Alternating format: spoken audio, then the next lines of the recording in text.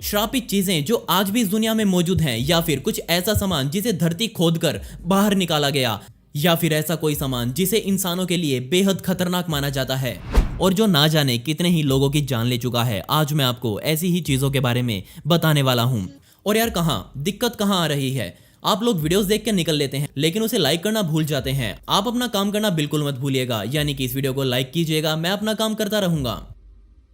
बस I know veg. कोई भी श्राप आप तक किसी भी तरीके से पहुंच सकता है, लेकिन ज्यादातर मामलों में देखा गया है कि वो श्राप किसी चीज में फंसकर उसे श्रापित बना देता है और उन लोगों को हानि पहुंचाता है जिसके पास वो सामान होता है। और ऐसा ही एक सामान था, एक शादी में दिया गया गिफ्ट। नॉर्दर्न इटली में एक शादी में एक दुल्हन को उपहार के तौर पर फूलदान गिफ्ट में दिया गया। इस फूलदान को 15वीं शताब्दी में पूरी तरह से चांदी द्वारा बनाया गया था, लेकिन बदकिस्मती से इस गिफ्ट को लेते ही दुल्हन शादी वाली रात को ही मर गई। हैरानी वाली बात यह थी कि मरते समय दुल्हन के हाथ में यही फूलदान था। यहाँ आखिर हुआ क्या था? उसकी मौत के बाद दुल्हन के परिवार ने इस फूलदान को अपने पास रखा और जिस परिवार के सदस्य ने इस फूलदान को छुआ वो समय के साथ साथ मरता गया और उन सभी की मौत बेहद रहस्यमय तरीके से हुई। इसी डर की वजह से परिवार वालों ने इस फूलदान को धरती में दफना दिया। लेकिन फिर समय आया 1988 का, जब इसे फिर से ढूंढा गया। जिस आदमी ने इसे बाहर निकाला उसने एक नोट भी फूलदान के साथ बंधा हुआ पाया जिस पर लिखा हुआ था कि ये फूलदान मौत को बुलावा देता है। उस आदमी ने इस फूलदान को एक दवाइयों की दुकान संभालने वाले आदमी को बेच दिया और सिर्फ 3 महीनों बाद उस दुकान के मालिक की मौत हो गई। जिसके बाद उसके परिवार ने इस फूलदान को एक सर्जन के हाथों बेच दिया और वो सर्जन भी सिर्फ 2 महीने बाद मौत के मुंह में समा गया। जिसके बाद एक पुरातत्व विभाग के आदमी ने इसे खरीदा और वो आदमी भी एक अजीब बीमारी का शिकार होकर मौत के मुंह में चला गया। जिसके बाद इस फूलदान का खौफ पूरे इटली में ऐसा फैला कि इन मामलों में पुलिस को दखल देना पड़ा।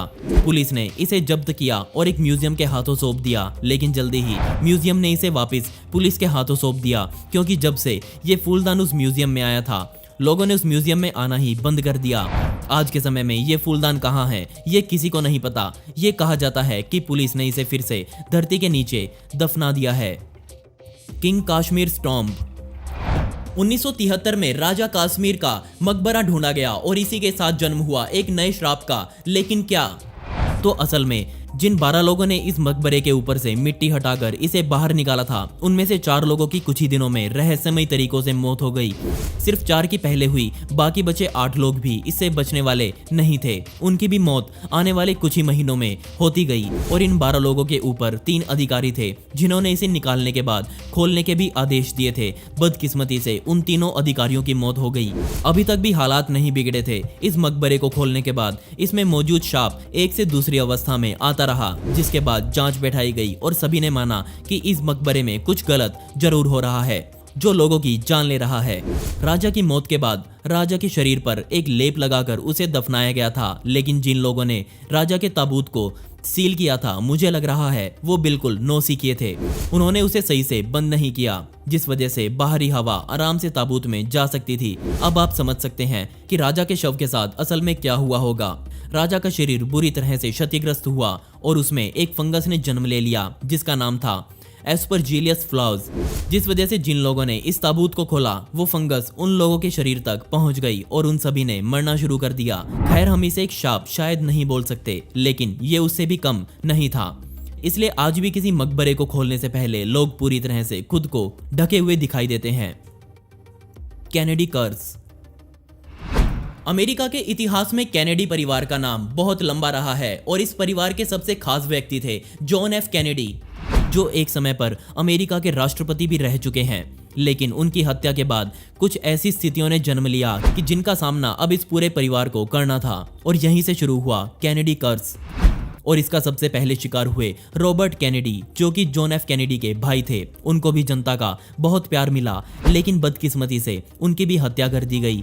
एक अलग सदस्य टेड कैनेडी अपनी गाड़ी चलाते हुए हादसे का शिकार हुए जिसमें उनकी गाड़ी एक महिला पर चढ़ गई। इसके अलावा वो जब प्लेन में सफर कर रहे थे वो प्लेन भी क्रैश हुआ, लेकिन किस्मत से वो दोनों ही हादसों में बच गए। रॉबर्ट कैनेडी के दोनों बेटों की मौत हो गई, एक की ज्यादा ड्रग्स लेने की वजह से और एक की स्कीइंग करते हुए पहाड़ से गिरकर।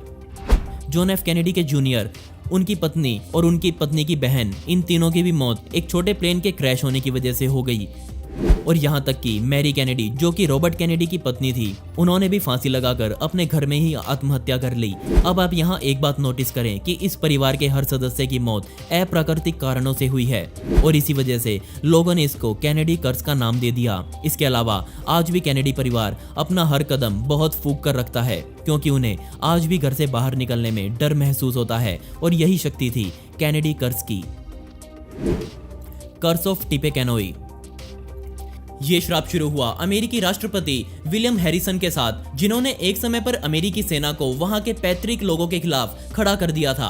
अब क्योंकि 1840 में हैरिसन वहां के राष्ट्रपति थे, पता नहीं वहां ऐसा क्या चल रहा था, लेकिन हर 20 सालों में किसी न किसी राष्ट्रपति की हत्या की जा रही थी और इन हत्याओं की शुरुआत हुई थी हैरिसन से, जिनको 1840 में मारा गया। 1860 में अब्राहम लिंकन की हत्या की गई। 1880 और सन 1900 में 2 अलग अलग राष्ट्रपतियों की हत्या की गई। 1920 और 1940 में भी 2 अलग अलग राष्ट्रपतियों की मौत हो गई, वो भी तब जब वो अपनी राष्ट्रपति की कुर्सी पर बैठे हुए थे। और इसके बाद जॉन एफ कैनेडी की हत्या 1960 में हुई। आखिरकार ये शाप टूटा सन 1980 में, जब राष्ट्रपति रेगन को गोली तो मारी गई लेकिन उनकी मौत नहीं हुई। इसी के साथ सन 2000 में राष्ट्रपति एच.डब्ल्यू. बुश के साथ भी कुछ नहीं हुआ। कुछ लोग कहते हैं कि ये कोई शाप नहीं, बस संयोग था, लेकिन संयोग कितनी बार बना ये भी बात मायने रखती है। आपको क्या लगता है कि ये एक शाप था या फिर बस एक संयोग? बसबी स्तूप चेयर। 17वीं शताब्दी के अंत में डैनियल अवेटी नाम के एक व्यक्ति ने थॉमस बसबी नाम के एक व्यक्ति के साथ अपना व्यवसाय का काम शुरू किया और उनके साथ जो हुआ उसने इन दोनों की जिंदगी बदल कर रख दी। बदकिस्मती से पागलपन से भरे बसबी ने अपनी ही बेटी के साथ शादी कर ली। साथ ही बसबी की एक खास बात यह थी कि वो हमेशा अपनी मनपसंद कुर्सी पर ही बैठा करते थे। व्यवसाय जोर पकड़ता देख बसबी ने डैनियल को मारने का सोचा और एक प्लान के तहत उसे गोली मार दी, जिसके बाद उसे गिरफ्तार किया गया और सजाए मौत के रूप में उसे फांसी पर लटका दिया गया। लेकिन उसने मरने से पहले सभी के सामने एक लाइन बोली जिसने सबको हिला कर रख दिया, और उसने किसी के बारे में कुछ नहीं कहा बल्कि अपनी कुर्सी के बारे में जिक्र किया और मरने से पहले कहा कि जो भी इस कुर्सी पर बैठेगा वो बहुत बुरी मौत मारा जाएगा। ये बात सुनकर बसबी के घर को खंगाला गया और जो उस कुर्सी पर बैठा सच में उसकी बहुत रहस्यमयी हालातों में मौत होती गई। और असल आंकड़ों में बताएं तो पूरे 63 लोगों की जान उस कुर्सी ने ली, जिसके बाद उस कुर्सी को हमेशा के लिए हवा में लटका दिया गया ताकि कोई उस पर भूल कर भी ना बैठे। और वो कुर्सी आज भी एक म्यूजियम में हवा पर ही लटकी हुई है। और दोस्तों, मेरी कहानी चैनल जिस पर आप सभी की ही वीडियोस आ रही हैं, अगर आपके पास कोई कहानी है तो उसे आप मेरी ईमेल आईडी पर या फिर मेरे इंस्टाग्राम पर जरूर भेजें। मैं उसे एनिमेट करके मेरे दूसरे चैनल पर डालूंगा। मेरे दूसरे चैनल का लिंक डिस्क्रिप्शन में है, आप प्लीज उस पर क्लिक करके उसे सब्सक्राइब करना बिल्कुल न भूलें। उस पर हफ्ते में 1 या 2 वीडियोस जरूर आती हैं। अगर आप भी किसी श्रापित चीज के बारे में जानते हैं तो मुझे मेरे इंस्टाग्राम पर आकर जरूर बताएं, मैं वहां आप सभी से बातें करने वाला हूं। मेरी इंस्टाग्राम आईडी ये है और उसका लिंक आपको डिस्क्रिप्शन में भी मिल जाएगा, तो मुझे वहां फॉलो करना बिल्कुल न भूलें। दोस्तों, पिछली वीडियो का शाउट आउट जाता है संकेत पाटिल को, जिन्होंने बहुत ही प्यारा कमेंट किया था। इस कमेंट के लिए आपका बहुत बहुत शुक्रिया। और दोस्तों, आप कमेंट्स में पिक में लिख सकते हैं, जिससे आने वाली वीडियोस में आप में से ही किसी एक को शाउट आउट दिया जाएगा।